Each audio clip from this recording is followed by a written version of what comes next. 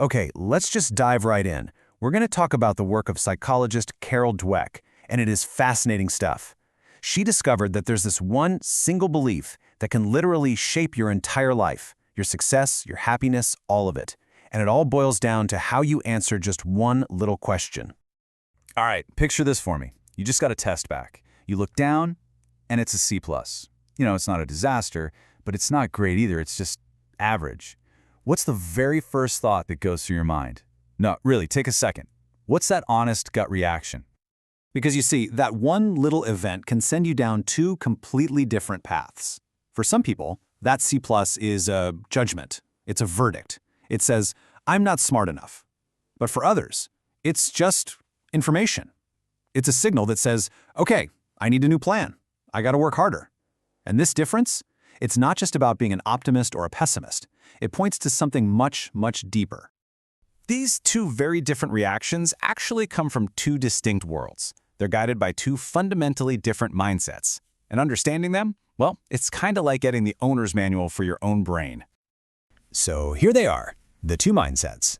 On one side, you've got the fixed mindset. This is the belief that your qualities are just set in stone. You're born with a certain amount of smarts, a certain amount of talent, and that's pretty much your lot in life. And because of that, you feel this constant pressure to prove yourself. Then, on the other side, we have the growth mindset. This is the belief that, hey, your abilities can be grown. You can get smarter, you can get better through sheer effort and dedication. And believe me, that one simple difference, it changes everything. Let's start with where they really split apart. And that's how they look at a challenge. Is it something scary that you should avoid? Or is it an opportunity? It all really comes down to what you believe about the meaning of effort. And I mean it. Really think about that for a second. When you find yourself having to work really, really hard at something, what does that say about you? Your answer to that question says a whole lot about your mindset. For someone deep in that fixed mindset world, this is the gospel truth. Effort is a red flag. It means you're not a natural. The thinking goes, if I were a real genius, this would just come easy to me. So, having to try hard feels threatening. It's like an attack on your whole identity. This is just a perfect illustration of that. Calvin sees his friend working hard on her homework, and what's his reaction? He's not impressed, he's disappointed. I used to think you were smart. It's this idea that effort somehow cancels out your talent. But now, let's flip that on its head. For the growth mindset, effort isn't the enemy of your ability, it's the engine of your ability. It's literally the path you take to become smarter and more capable. It's not a sign that you're lacking something, it's the very process of becoming. And check this out, soccer legend Mia Hamm is like the poster child for this. She didn't just wait for challenges to come to her, she went looking for them. She would deliberately play against people who were older, bigger, and better than her. Why? Because for her, it wasn't about the risk of looking bad. It was about finding the absolute fastest way to improve. That is the growth mindset in action. Okay, so that brings us to the next big fork in the road. Failure.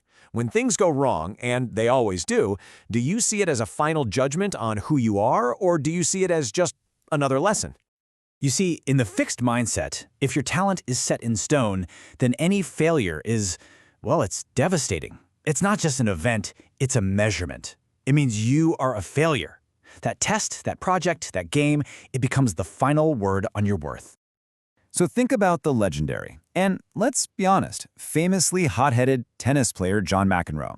After this crushing loss at the French Open, what did he do? Did he say, man, I could have played better? Nope. He blamed a noise from a cameraman's headset. It was never his fault. And you see, in that fixed mindset, that makes perfect sense. If it's not your fault, your core talent is safe. Your ego is protected. But then you've got Michael Jordan. And the contrast is just, wow. He doesn't run from his failures, he practically puts them on a pedestal. I've missed thousands of shots, I've lost hundreds of games. He lists them off like a badge of honor. Why? Because for him, every single one of those misses wasn't a judgment. It was data. It was a lesson on how to get better. So that's the crucial shift right there. The growth mindset takes failure, this thing we're all taught to fear, and it turns it into an essential tool. A setback isn't a dead end. It's just a detour that's showing you a better way to get where you're going. And look, this isn't just some abstract psychology stuff we're talking about. These mindsets have huge, real-world consequences, from the way a company is run to the way you handle your relationships. Just look at the business world. Remember Enron? They were completely obsessed with what you could call a talent mindset, a classic fixed mindset. They went out and hired the supposed geniuses, the naturals, and they worshipped them. And what happened? A complete and utter disaster, one of the biggest corporate collapses ever. Now compare that to the companies that truly went from good to great. Their leaders weren't flashy geniuses. They were humble. They were obsessed with confronting the hard truths, learning from mistakes, and building great teams. They had a growth mindset through and through. And it plays out in our personal lives too.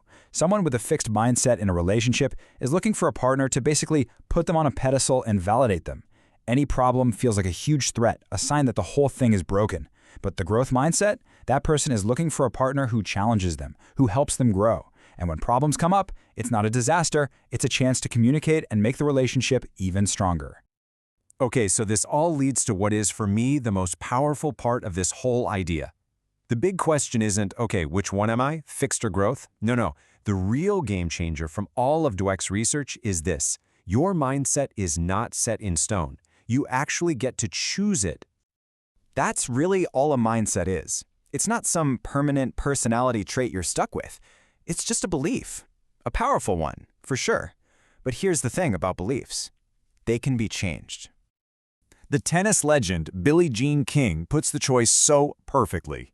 You can spend your life protecting your ego, making sure you never fail, so you can always look back and say, oh, I could have been a contender. Or you can live a life of effort and challenge and growth and look back knowing you gave it absolutely everything you had for the things you cared about.